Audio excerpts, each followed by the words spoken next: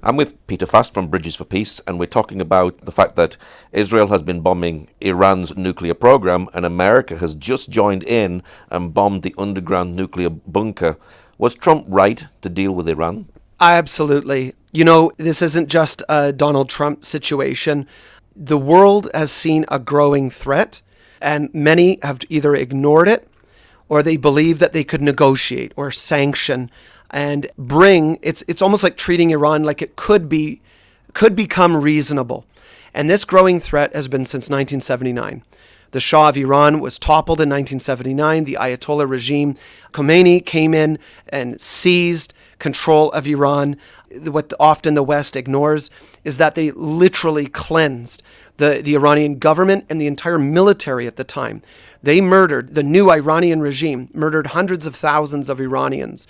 And then they have persecuted women and all other minority groups, Christians included, in Iran since 1979, and they've never hidden their agenda. Death to America and death to Israel and death to the free world. That has been a thing since 1979. Images of burning American and Israeli flags, walking on them, marching them, claiming that what Hitler did was right, imagining a world without Zionism, without Israel, the annihilation of the Jewish state, and so on and so forth. And the Iranian diaspora, we have millions of Iranians that live outside of Iran, and countless testimonies of people telling us what life was like prior to the Iranian regime, the takeover, and what life is like now, and the jeopardy that people's lives have been placed in under this Ayatollah regime. So all the evidence has been there. I was here in 2004, Paul, and that was when Mahmoud Ahmadinejad declared that Iran would start its nuclear program, and creating intercontinental ballistic missiles, building nuclear sites into mountains. Like, you don't do that if this is peaceful civilian nuclear energy. The Iraq-Iranian war, when you look at the intent of the Iranian regime, the global sponsor of world terror, the proxies like Hezbollah in Iran and the Houthis, the previous Syrian regime, Iran has never deviated from its agenda and its plans since 1979. So what previous American administrations have done, and even to ignore, and NATO and the European Union and the United Nations, what has previously been discussed from Israeli governments of what to do, all of this has now come to a head where it was the reality of we have to strike these nuclear sites. We're not at war against the Iranian people, but we have to remove Iran's nuclear capability and their military capability to deal war and terror, with the Iranian Revolutionary Guard Corps being a terror instrument of the regime. So that's what we're seeing right now, is the crippling of these areas to wage terror war against the world. Is Iran a threat to Israel? And some people will maybe say, yeah, but now Israel is being a threat to the world. They're the ones that are causing trouble. Yeah, no, I think Iran has been and was and still is a threat. It's right now, we're just coming out 24 hours after the U.S. intervention alongside Israel with the U.S. bombing of 3 nuclear hardened sites. What has to be discovered is what is the extent of that damage. Was Iran able to remove uranium stockpile and missile stockpiles prior to those strikes? And if they were able to move, how much did they remove? And then are they still able, if they took things out, are they still able to be a threat? The Ayatollah regime is not surrendering.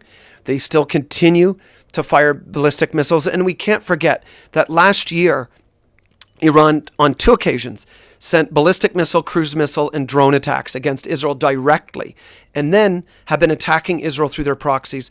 So, we can't split hairs about this. Israel has been at war with Iran since 1979, almost like in the shadows. And then certainly with the nuclear program, there is a state of war that Israel has been at, and that's just been increasing and escalating through time. And so Israel, once again, does not want to see Iran as a nation totally destroyed. There is no intent. Israel has one of the strongest militaries in the Middle East, and it's there are some people also that speculate, although Israel has never officially said that they are a nuclear power, people speculate they are a nuclear power, although Israel denies that, whatever. I'll leave that to the Israeli government. But at the end of the day, Paul, if Israel's war was against Iran and the Iranian people, Israel possesses the power that they could completely destroy Iran. And we would be seeing that. But what are we seeing? Israel striking military sites, nuclear sites, and completely ignoring civilian infrastructure, utilities, civilized populations, dense civilian areas. They're not striking those at all. So what we have is an intact Iranian civilian infrastructure and population that many of them are actually cheering Israel on. It's incredible. We have seen many videos of everyday Iranians in Tehran and other places cheering as Israeli planes soar overhead to make strikes. So this has to be a front and center argument. Is the world a safer place today, do you think? Absolutely. I think an Iran that's not only crippled with its nuclear capabilities, but in Iran where its nuclear capabilities are completely removed, would be a safer place. It's so obvious, and we've always known this. Netanyahu, the current prime minister of Israel, for as long as he's been in power, since Iran declared their race to the bomb, so to speak, we have seen Iran's intent. And Israel has shown evidence to that intent. And the world recognized the evidence to be genuine, but then it's solving the issue. From the Obama administration to then Trump to Biden to back to Trump. How do you solve this issue? And for many, it was sanctions, and then others, it was terrible deals and giving hundreds of billions of dollars back to Iran. And so now Trump has stood up and I believe, and this is my opinion, done what is necessary in joining Israel to stop Iran's nuclear capability, which will make the world safer. It doesn't remove other quote-unquote serious villains from the stage, as the world has many concerns of North Korea, Russia, China, and Pakistan, and their intents. But this is a serious regime that basically destabilizes the entire Middle East and is a threat to the West. Ben Gurion Airport has been closed down, but countries are actually putting on special flights. People are pulling out of Israel.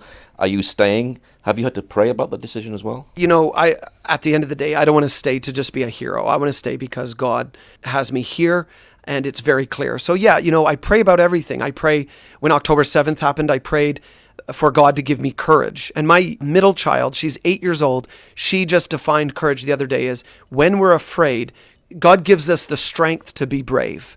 So hopefully you pray the same thing, Paul, and all of us pray that in this time it is serious. However, God gives us the strength to be brave and to endure. I want to be where God wants. So if God very clearly showed to me that I should leave, then I want to humbly submit to that. I don't have any evidence to do so. In fact, it's the complete opposite. So this energizes me, and I feel courage and strength, and I'm equipped. Because this is what Bridges for Peace does. We love on people, we stand with the nation, and we're also, in a way, part of the war effort as a humanitarian organization with food, with clothing, with equipment, with specialized tools, with support to search and rescue, to helping displaced people, trauma care, everything, that we are on the front lines as an organization. For those who are called to Israel, is this the safest place to be? And do you feel comfortable in that calling? I feel that if you are called anywhere, that's the safest place to be. So the most terrifying place, I think, would be to be outside God's will. For God to show you something, and I'm not talking about it sometimes takes time and lots of patience and to understand where God is leading us. But I'm saying if God has clearly revealed something, his will to you, where you should be, and you reject that, and say, I'm going to do my own thing, that's a terrifying place to be. And so I believe I'm in God's will. We are in God's will. We are serving each and every day. But people have to pray into that and measure that and listen to that and walk that out in faith as well. And to do what is right because it's right, to seek God's justice and his steadfast love. And if it means that one must be in Israel, then so be it. God will open the door and provide a way. We have still had volunteers coming to Israel throughout this whole war, and they continue to come, despite lots of tours being canceled, and despite nations saying you shouldn't go. And yet I do know that there are people that have told us that they feel that the Lord has shown to them that now is not the time. And I respect that. I'm never going to stand in the way and call someone a coward or you're afraid of this or that. No, the Lord will reveal what the Lord reveals. And if it's his will that people are here to serve, then so be it. But I believe that now is the time to stand in the gap. It doesn't mean you have to be in Israel, but now is the time to stand in the gap and to stand with Israel, because standing with Israel is standing with the people of Israel, the people of this region, the people of Iran, and standing for justice. We can run away, we can get on an airplane and leave. The people can't run away, so should we as believers stay? Because this is the time that they actually need us the most. Yeah, that speaks huge volumes. I've had Israelis in tears, and I'm not being dramatic, in tears look at me and say, I cannot believe, like you have, quote unquote, another home. I was born and grew up in Canada. So technically, yes, I could get on a plane, I could get to Canada, and I could live a quiet, comfortable life. I could phone the Canadian embassy and say, I feel like I'm in danger. Help me. Do everything you can. And I hope and pray that Canada would if I was in such a scenario. But for Israelis, this is home. This is where their families have grown up. This is where they have served in the IDF. This is where their businesses are. This is where their grandparents, their cousins, everything. This is life. And the fact that I don't leave shows and demonstrates to them that when I say, look, we stand with you no matter what, we love you no matter what, and then if I leave, what kind of message does that send them? I want to follow the law. I'm going to follow the Ministry of Interior visa regulations and living here as a non-citizen resident here, but to demonstrate that I'm in it, and my family and my children, this is where we are here. We don't feel like we're being reckless or we're not being foolish. But this is where we're serving. This is where we're called. This is home now. And that sends a massive message of love and support to every Israeli that I'm able to convey that to. What is your prayer for Israel at this time? My prayer for Israel is that Israelis would feel the presence of God surrounding them, that they would feel peace. And peace isn't, when we say shalom, it's not just the cessation of war or violence. Shalom ultimately is wholeness. Basically, like the presence of God being around us and being in the midst of he's a refuge and a fortress. And so it's terrible what Israelis have had to go through. It's awful what people beyond the borders have had to go through because of war, which disrupts everything, not just loss of life. It disrupts everything. But my prayer is that Israel will feel comforted, will feel loved, will feel secure, and will feel supported by people all around the world as we join them in their just cause and in defending life and preservation and demonstrating that love and walking that out every day. What's your website for people who'd like to know more about the work that you do? Bridgesforpeace.com is our website. We're on YouTube, Facebook, Instagram, TikTok. You will see Peel videos because we need donations. We need funding to do the incredible work that we do, the tens of thousands of people that we feed, the trauma care we deliver, the Israelis the Jewish people that we help move to Israel, the first responders that we support, for fire and rescue and Magen David Adom emergency services, displaced people. So you will see all of that in Appeal videos, in videos demonstrating and showing the work we do. We also do educational videos. We write educational materials as well, our Dispatch from Jerusalem, our teaching letter publications. So you'll see all of this on the website. We're in 8 nations around the world. So we have advocacy and education, and we connect Jews and Christians together, and we have volunteer opportunities. And so, yes, that would be where I would recommend to go to and to connect with our organization. Well, Peter, thank you very much for sharing today. Blessings, Paul, and shalom. It's always a wonderful thing to connect with you, to talk with you, and be interviewed. Blessings.